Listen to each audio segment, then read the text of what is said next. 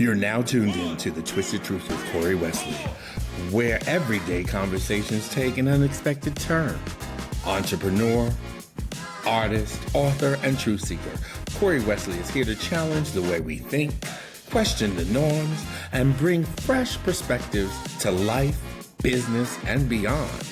With unfiltered discussions, special guests, and real talk, get ready for a show that's bold, insightful, and always a little twisted.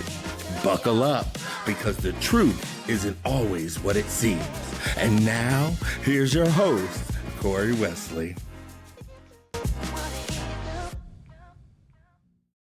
Hi, and welcome back to another episode of The Twisted Truth with me, Corey Wesley. If you think leadership is about control, deadlines, and delegating, you've already failed. Let's talk about the real leadership looks like in today's world. And this is so prevalent because I am the author of a book called Empowered to Lead, Building Confident Leaders and Teams. I used to be a corporate trainer in corporate America in the financial sector, and I went through trainers boot camp. Margaret Palermo, I'm naming her. She put me through it to be a corporate trainer, and a fierce one, and that's why I'm fabulous, and that's why I can do my job well, because she put me through trainers boot camp. I mean, we had to write, we had to go into other departments, and all that good stuff. The leadership myth, why most managers get empowerment all wrong, is for many reasons, okay? Empowerment doesn't equal delegation. Most managers think delegation is empowerment. It's not. Empowerment is freedom, okay, with responsibility, not tasked with deadlines. For example, instead of saying, do this, ask, what approach would you take on this task that we have? Let people bring their ideas and solutions to the table. I think a lot of times managers dictate, and we are seeing that in real time, that they dictate. They just overtalk. They just think they know everything. And unfortunately, sometimes I think that managers forget that they hire the individuals because they are talented and capable of doing the job. Why did they hire you if they didn't think that you could do the job, right? And managers out there, you need to consider, why did you hire that person? Yes, don't get me wrong, I own my own businesses. There are some people that are a little slacksy daisy because they're so used to, maybe working at home, or just even for me, I'm scared to be back in the environment of a structure because I've managed myself for so many decades that, and I apologize for that sound, I should turn my phone off. I'm popular. I am popular. See, keep going off. I'm popular. Anyway, see, if you're a manager like me, you become popular. Anyway, let people bring their ideas to the table and solutions, because most managers don't know everything and they need a collective. And that is why with this, and I hate to bring this up, but the DEI is not just about Black people. It's about a collective. And see, if you have different experiences, different people, different cultures, ideas, all in one setting, you have a better pool, as I would say, of ideas and people that just don't resonate with one culture or one experience. It then incorporates all, and this is where the challenge may be, though. Having all those ideas, and they might be all good ideas, molding them into one. That's where the challenge is. And I believe that's when you have a good manager, because a good manager is able to listen. Effective listening skills is one of the courses that I used to teach. Thank you, Margaret. And I have to say, although I stumble and fall here or there, but I do understand effective listening. You have to listen without interruption, and you have to clear your mind when you're thinking, honestly. When someone's talking or sharing their idea, you can't be second guessing what they're going to say. You have to be totally present to absorb and invest in a person's ideas and solutions. Okay. Second, emotional intelligence is the new leadership currency. Now, what you may ask me, well, what does that mean? If you're not connected with your team emotionally, you're leading in the dark. Self awareness and empathy aren't soft skills, they're leadership, they're superpowers. Check ins, checklists, all that stuff allows people to know, hey, I wanted to check in with you. How's things going? How's the project going? Do you need assistance? How can we improve the process? What can I offer you if there's something that, where am I possibly? Because I think accountability and management is very key. Where am I lacking as a manager to help you get this project done? Right?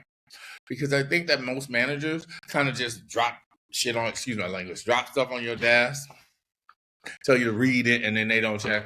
Hey, are there any points in the book that was informative? Is there something that you didn't understand? How can I help you? Yes, you do have talented people on your team that can do it. But in order for them to grow, you got to put them in positions too where they're going to learn and be challenged, and then they're going to have questions and they're going to need guidance. But they don't need to be micromanaged. That's what I always tell leaders. Don't micromanage. Micromanagement only hinders people. It turns them off. It makes them feel like they are not trustworthy. And why did you hire them? If you are a manager, you need to look at yourself. Okay. I just really believe leadership is a verb. It's not a position. Okay. And that is where I get very frustrated with management and managers that I've trained. And this is why I wrote this book. It's now available on Amazon. Yes, I had to do that plug. It's by Wesley, a practical guide for managers, individuals, and communities. It's just not for managers. It's for people that, if you want to manage your own life and lead people in your own day to day, that book guides you. It gives you some really key points.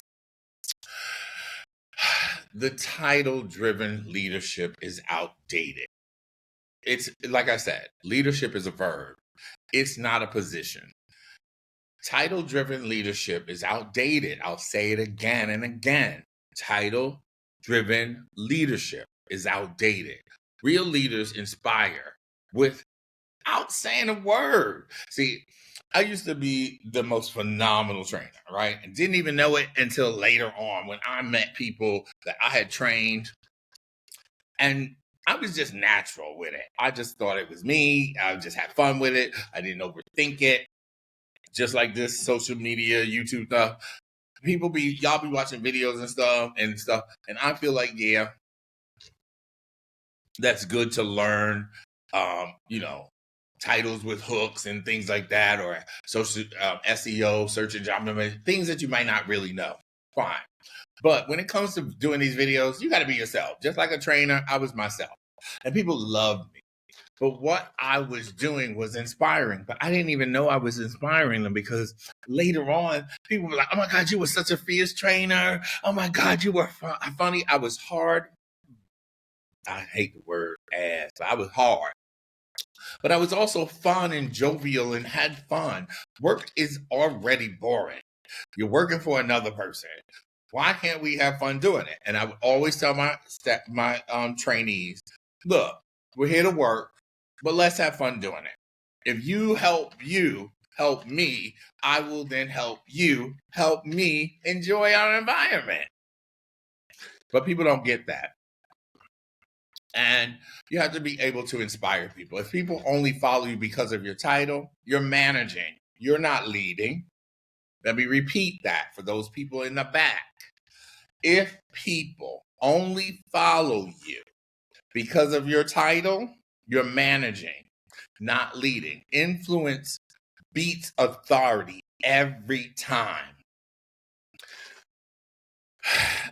Our own government right now, the way it looks, that's going to fail. It's crumbling. Everybody, and this is why we are all, some of us are dancing around just watching it, because we understand that managing, you're managing, you're not leading. If people are following you because of your title, you're managing, which is a dictatorship basically, and you're not leading. Influence beats authority every time. I mean that, and I stand by it. Then we have 4. Set it and forget it is a setup for failure. Set it and forget it is a setup for failure. Empowerment needs nurturing. You need to nurture. Just like a plant needs water, you need to nurture your staff. You need to nurture people. Even the people that are in your life, you need to nurture them. You don't need to demean them or whatever. But just like the other day, I had a little a very tough conversation with my bestie, my ride or die. But it was about empowering him to learn, because he made some statements that were just not appropriate. And I just felt like I needed to stress to him that he just was not seeing the full picture. I didn't just set it and forget about it. I was like, no. And plus, you can't give everyone freedom and disappear. Meaning, yes, you can't give them freedom to say things or do things and then just let it be. You can't do that. Leaders must coach. I'm a recovery coach. I'm a New York State certified recovery coach. I have to get my certificate out here sooner or later to show y'all.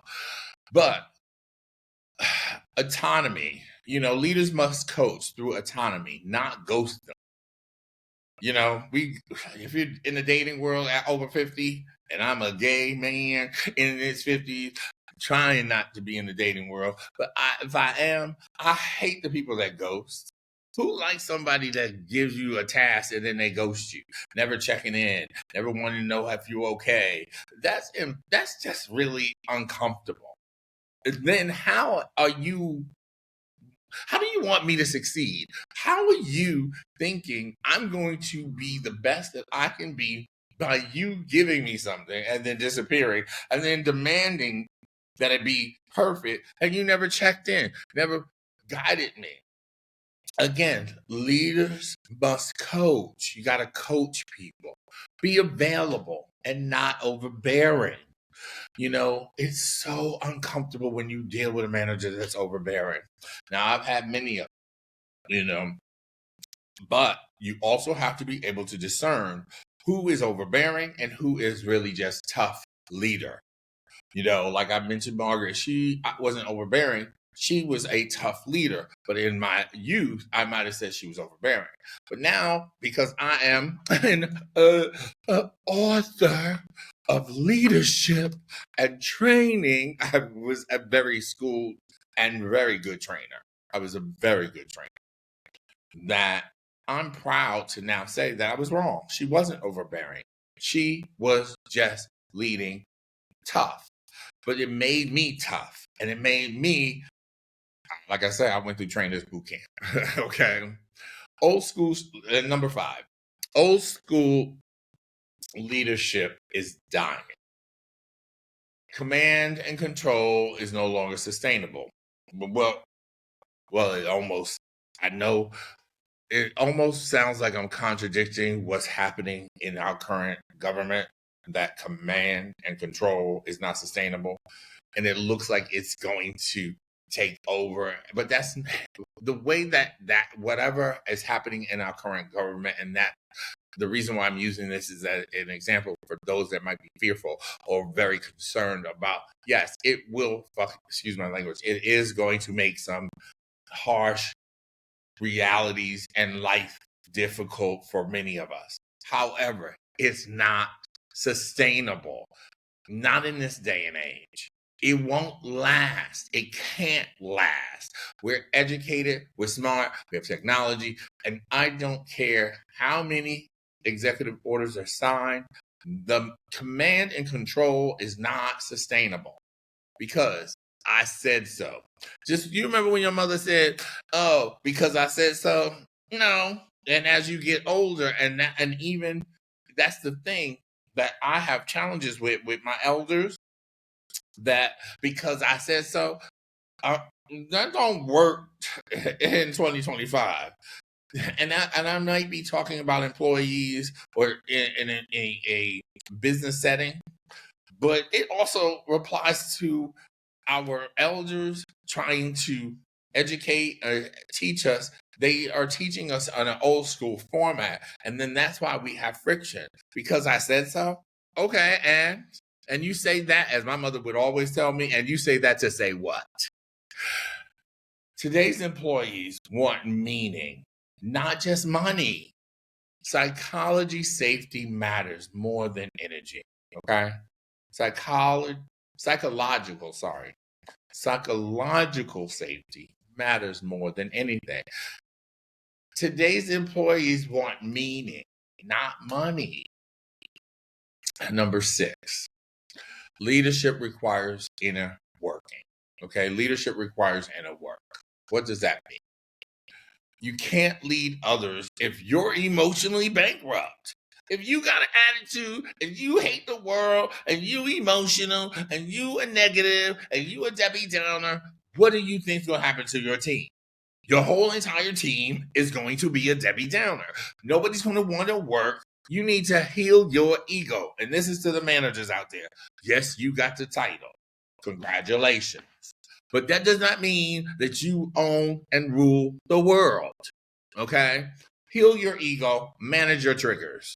Did you hear what I said? And this is to the managers that out here that don't lead properly, that just want to be micromanaging people and have an attitude with you, or just think that they the boss. Yes, you are the boss by title, but you are not the boss of me. That's what I usually tell people. However, there's a way of handling that. You have to be a professional in your work setting. So you cannot go and attack your manager and say what I just said. That's not what I'm saying. But to my managers who want to be leaders, you can't lead others if you're emotionally bankrupt.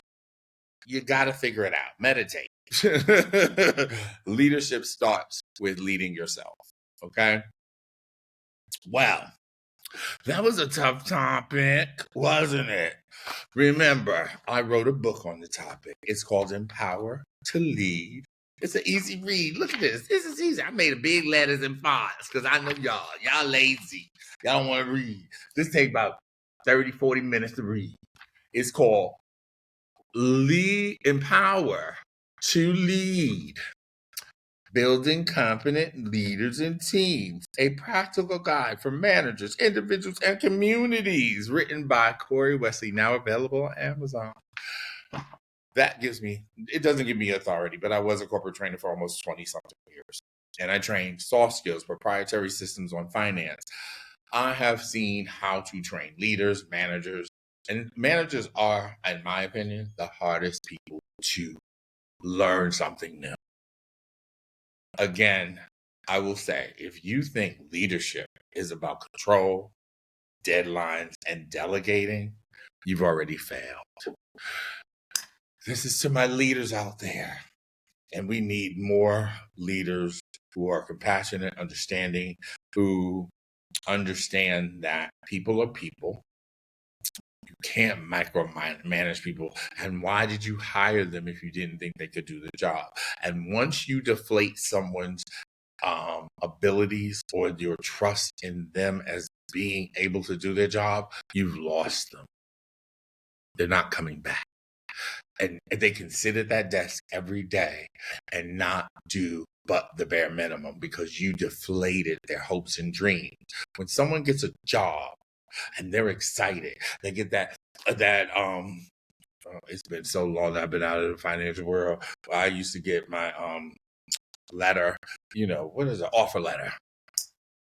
I would be so excited. And then when you sit at that desk and then that manager deflates you and is about control, micromanaging, and doesn't trust that you have to learn, you have to make mistakes in order to be better, but give you the freedom to do that, but always micromanaging and be on top of it, you're lost. And I used to be the one to be like, whatever, that's right. And nothing else after that point will save that person. And that person might be the key to success of your department. That person might be the person who has all the ideas, who has all the nuances of a process that could be better. Understand the nuances of a process and can be better. But because you deflated and wanted to be the leader, then you have failed. Again, if you think leadership is about control, deadlines, and delegating, you failed. Sorry, F. Well, I'm going to leave you with that. Hopefully, you buy my book, Empowered to Lead by Wesley. Anyway, I'm ending my This is Sunday. It's 1:54 p.m., not a.m. It's daylight. Anyway, remember to stay blessed because you are already blessed. And remember the things that I will always tell you, because I have written books, I have music out, I have done so many things, and I didn't do it even for money. And some of them don't even make money, and some do. But the ones that don't, it's because I wanted to do it, and I'm proud that I can do it. And that makes me an expert because I didn't listen to anybody tell me that I couldn't do something. And you can do the same thing. Remember to believe in yourself, love yourself, and trust yourself. Trust yourself, love yourself, believe in yourself. I don't care how you prefer to use that mantra that I am giving to you, that I say to myself on a daily basis. But those are the key elements of success: loving yourself, trusting yourself, and believing in yourself. Remember to stay blessed because you are already blessed. Have a great day, night, evening, whatever you're doing. Just enjoy your life. Stay blessed. Thanks for listening. That's a wrap for this episode of The Twisted Truth with Corey Wesley. If you've enjoyed today's conversation, don't forget to subscribe, leave a review, and share the show with someone who needs a fresh perspective. Remember to stay curious, stay bold, and always remember this: the truth isn't always what it seems. Until next time, keep thinking, keep questioning, and keep twisting the truth. See you soon.